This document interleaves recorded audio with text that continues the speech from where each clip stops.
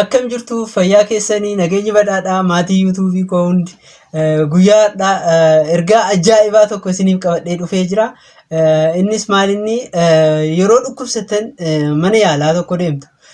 Mana yaalaa sanirraa qoricha bifa limooniitis ta'e kan liqinfamu guyyaa 2 guyyaa 3 fudhattanii dhukkubichi na dhiisuu dide jettanii mana yaalaa lammaffaa deemtu. Isa mana yaalaa lammaffaas guyyaa 2 guyyaa 3 fudhattanii mana yaalaa sadaffaa deemtu. Akkasumatti itti fuftu.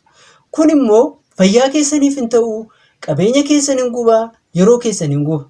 Kanaafuu gorsa asirratti isiniif qabadhee dhufee jira.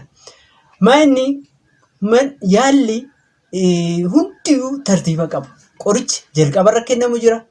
Kan yoo dhiisuu didee lammaffaarra kennamu jira. Kan sadaffaarra kennamu jira. Tartiiba qaba. Kanaafuu ati yeroo mana yaalaa jijjiirtu mana yaalaa hundaayyuu qoricha jalqabarratti kennamu fudhattaa jechuudha.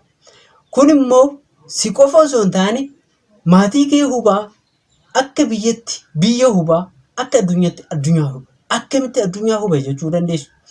Maaliif qoricha tokko yoo isin fudhattanii adda kuttan baakteeriyaan dhukkuba sana isinitti fide qoricha sanii wal bara.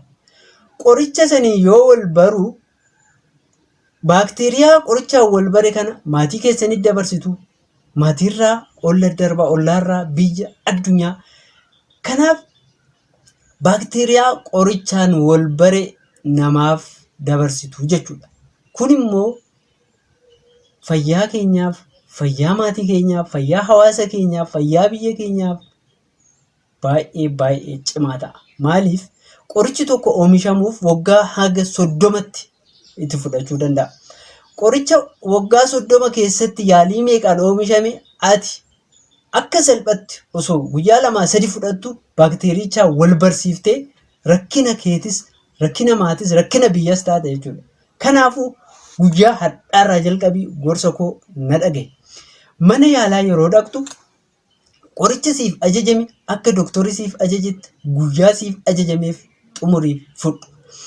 Achi booda yoo dhukkubichi si dhiisuu dide mana yaalaa jalqabaa sanitti deebi'i qoricha siif jijjiiru. Ammas gaafa si dhiisuu dide qoricha siif jijjiiru. Gaafa immoo humna mana yaalaa sanii ol ta'e mana yaalaa isaa olitti si ergu. Kanaaf tartiiba kana eegdee yoo yaalamtu ta'e yeroo keetis hin qusattaa, qabeenya keetis hin qusattaa. Fayyaa keessa ni eegdaa, fayyaa maatii keessa ni eegdaa.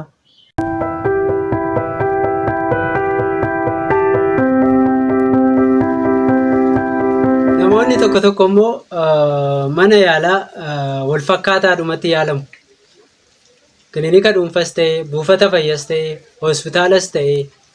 Garuu immoo kaardii yeroo baasan kaardii ishee xiqqoo kennamuuf san waan gataniif yeroo hundayyuu kaardii haaraa baasaa yaalamu.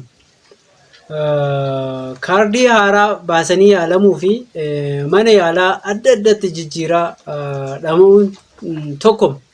Maaliif yoo jenne kaardiin dhukkubsataa odeeffannoo dhukkubsataa sanii hunda ofirraa qaba.